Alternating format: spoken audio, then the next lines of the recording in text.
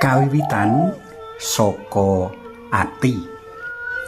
Panglimbang 5 menit dina Selasa Pon tanggal 6 Januari taun 2026 kapetik saka Injil Markus bab 6 ayat 34 tekan ayat 44. Akeh kang ngandhakake menawa ati mono pangiloning diri. Saka ati kang resik maujud welas asih, kaperdulen, rasa handarbeni, krentek kanggo gregut tandang gawe, rasa tanggung jawab, bila rasa lan sak pituruti.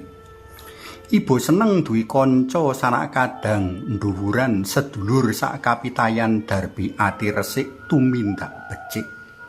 Sewalike, saka ati kang reget timbul kasrakan, luduk kemaruk, meri, drengki, srei, rasa kungas, pikiran jenes, lan sak pituruti.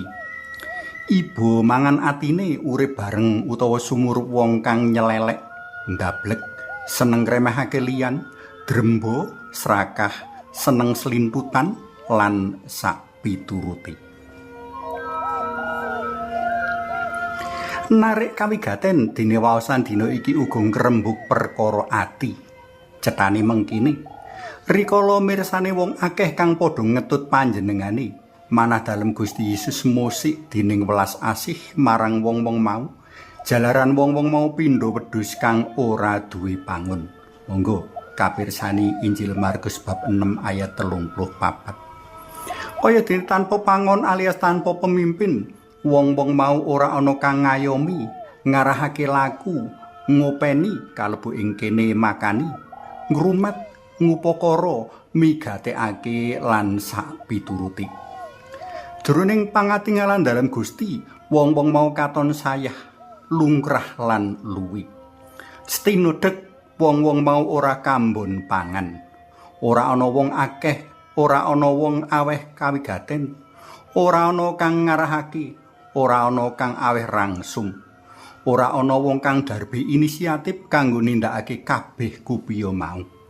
Lan mbok menawa pancen ora ana wong kang kawugan mring babagan iku mau kabeh ing antarane wong-wong mau. Wong-wong mau padha kleleran.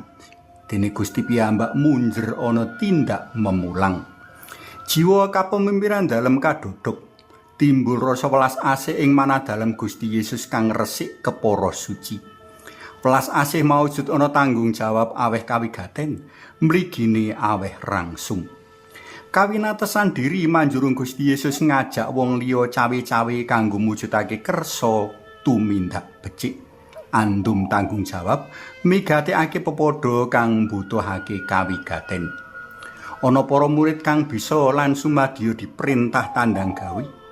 Ana uga wong-wong sing butuh wong liya kanggo ngarahake lan prenahake tumindake. Ing antarane wong-wong mau, wong kang sangu roti lan iwak. Para murid kasil nglumpukake roti 5 lan iwak 2. Kanthi roti 5 lan iwak 2 mau, Gusti paring rangsum wong 4.000 cacahe.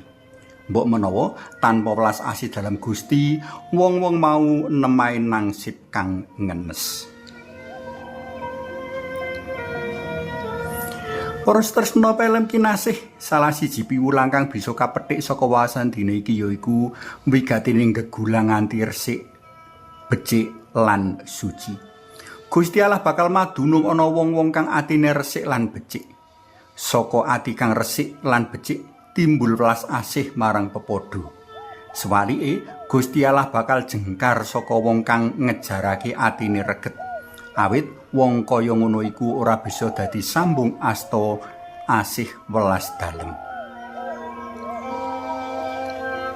Suwawi sami munjuk, kunjung asma dalem Yang Rama so Yang Putra Tuwin Yang Roh Suci. Amin.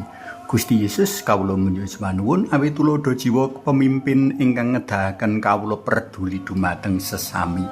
Mugi kawula tansah gegulang manah ingkang sae saengga saged dados pemimpin ingkang sae dados sambung asta kasainan dalem. Mugi linurna Yang Rama Yang Putra Tuwin Yang Roh Suci kados sing mula buka sakmenika sarta saklami-laminipun.